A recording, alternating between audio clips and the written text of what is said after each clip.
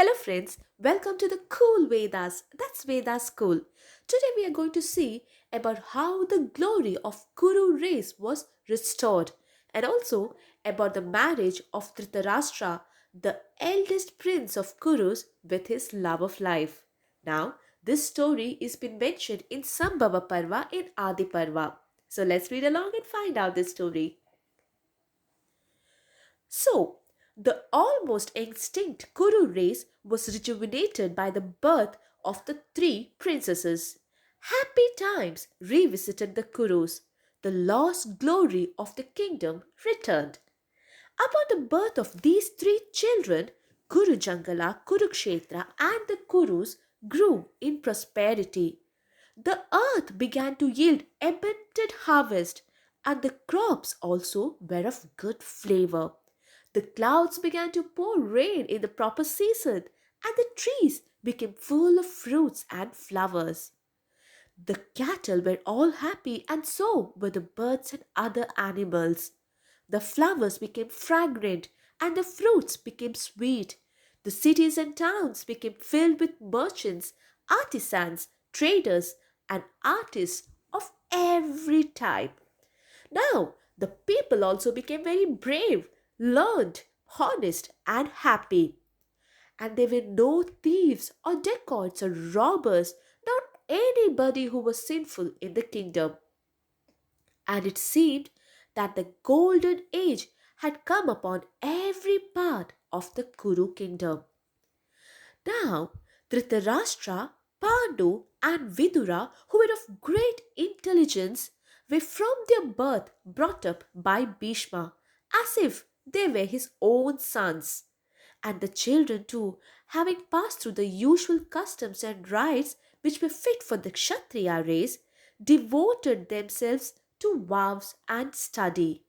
They grew up into fine young men who were skilled in the Vedas and also all types of sports. They became very well skilled in the practice of bow and arrow, of swords and shields. They were skilled in horsemanship, in Malla Yuddha, in the management of elephants in battle, and also in the science of morality. They became skilled warriors.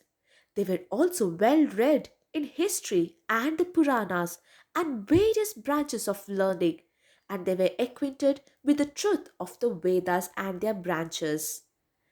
Now, it was Pandu who was possessed of great power, who excelled all men in archery, while Dhritarashtra excelled every man in personal strength.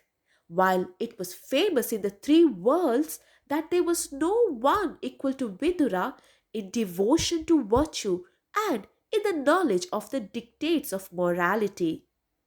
Beholding the restoration of the extinct line of Shantanu, this saying became famous in all the countries that among the mothers of heroes, the daughters of the king of Kashi were the best, while among the countries, Kuru Jangala was the best, and among virtuous men, Vidura was the best, and among the cities, it was Hastinapura which was the best.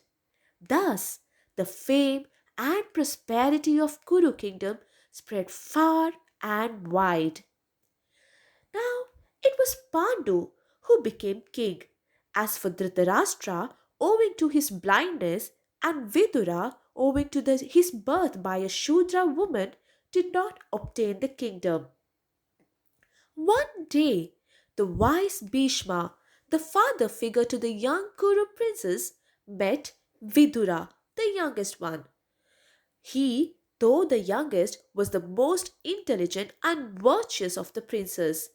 And Bhishma said Vidura thus: Son, the illustrious Krishna Dwaipayana and Satyavati and I have raised you three so as to save our race from extinction.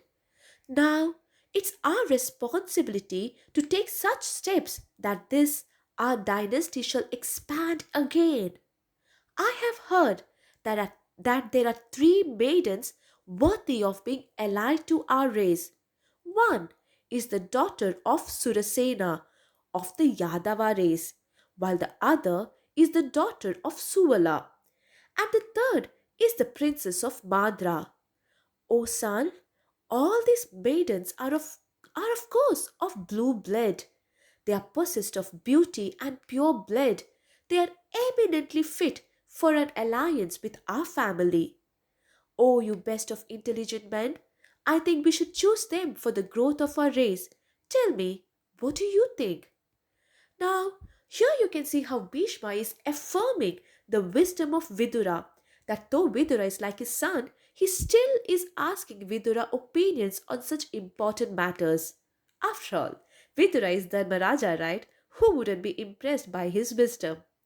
Anyway, to Bhishma's question, Vidura answered thus: You are a father, and you are a mother too.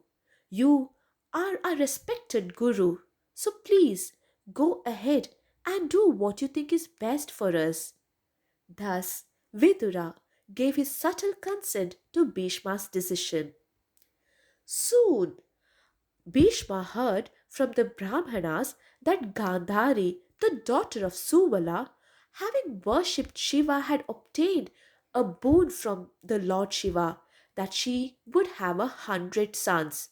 Hearing this, Bhishma, the grandfather of the Kurus, sent his messengers to the king of Gandhara with Dhritarashtra's proposal.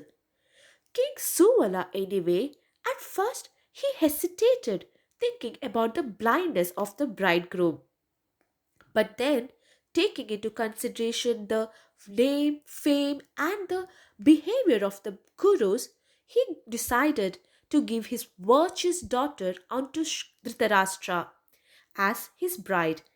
And the chaste Gandhari too, hearing that Dhritarashtra was blind and that her parents had consented to marry her to him, from love and respect for her future husband, decided to blindfold her eyes. She did not want to see what her husband could not see.